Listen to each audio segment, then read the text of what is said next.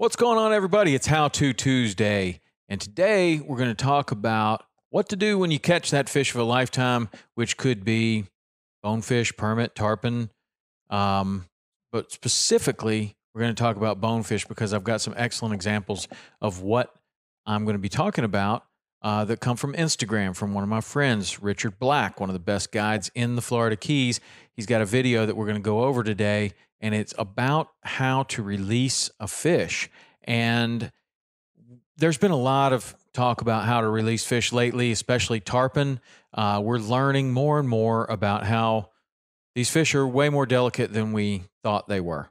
Like, we used to bring them into the boat, we used to lip gaff them, we used to do all kinds of things to them, thinking they're just a really big, tough fish, and they are big, tough fish, but still, they require some delicate care, some handling, some respect, and that's what we want to give them. So one of the ways that you can show the fish respect, in my opinion, is to fish with heavy tackle.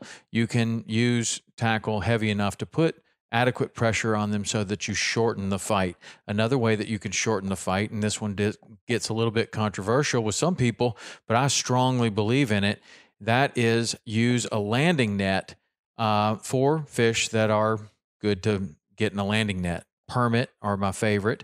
Bonefish can be a good one.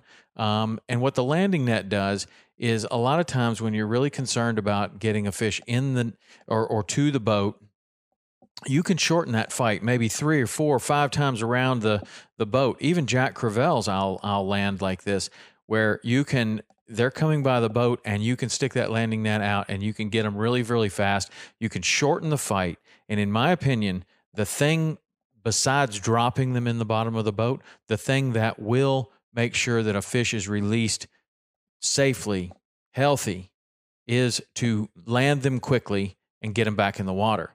In fact, never even take them out of the water. There's a great video that I found here, another video, and I don't know who this person is, but if you watch this video right here, this person is fishing on a kayak, and as we move towards catching this fish, it'll replay again.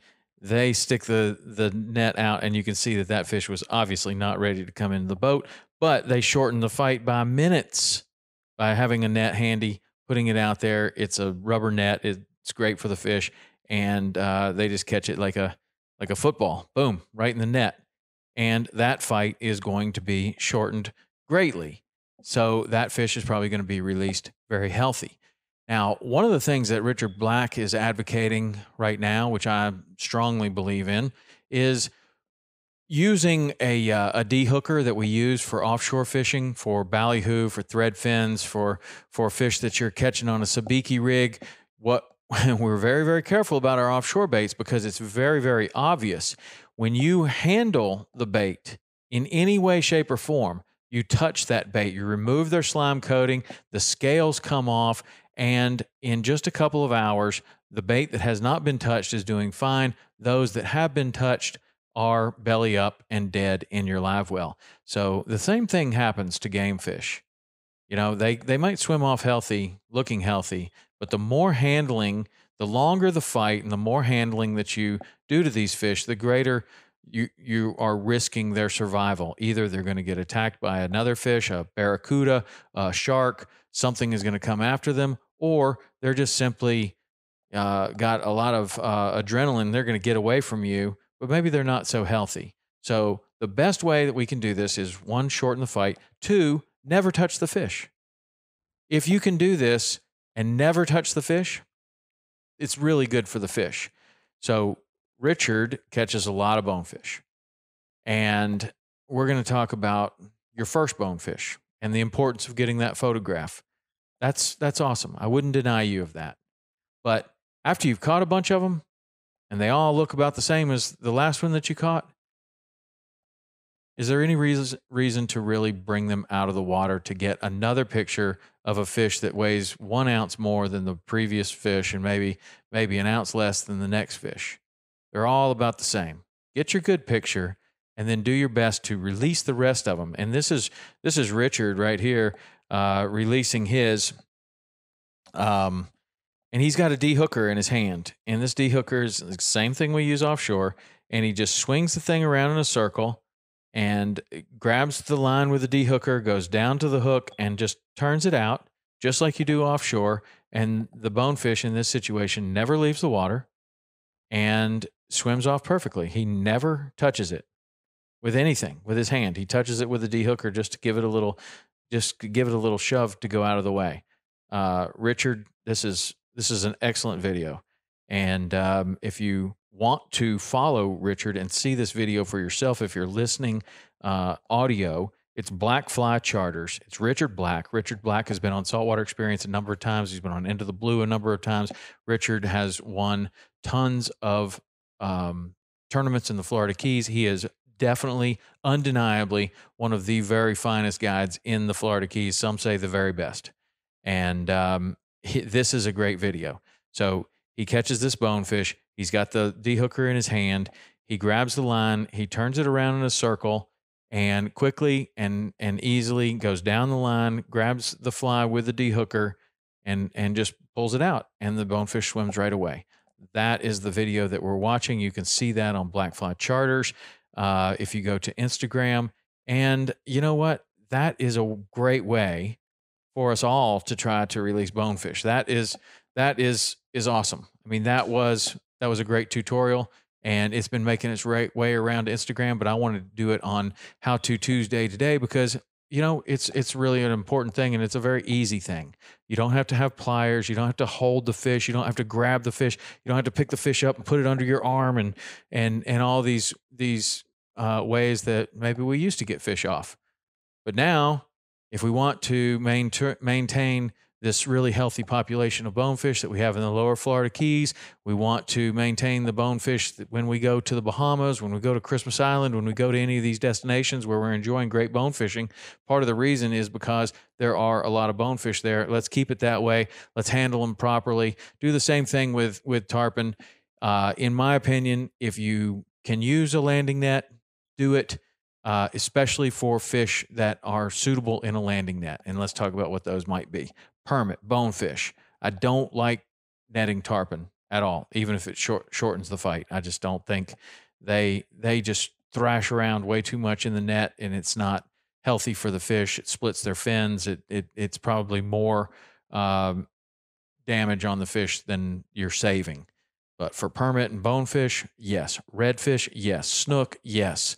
Cobia, yes.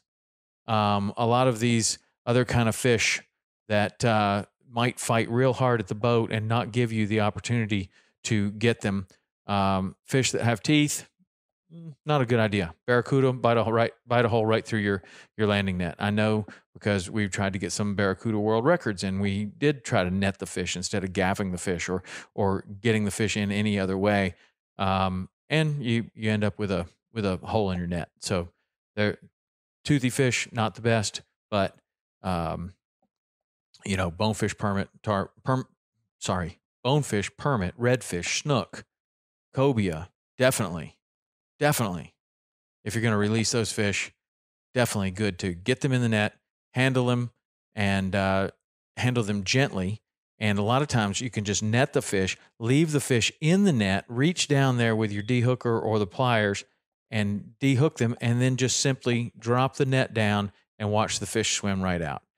That is good handling. That's what I'm advocating and what I try to do. On the TV show, we're trying our best to handle the fish as best as possible and still give the cameras an opportunity to look at them. We will lift them slightly over the water and put them back down.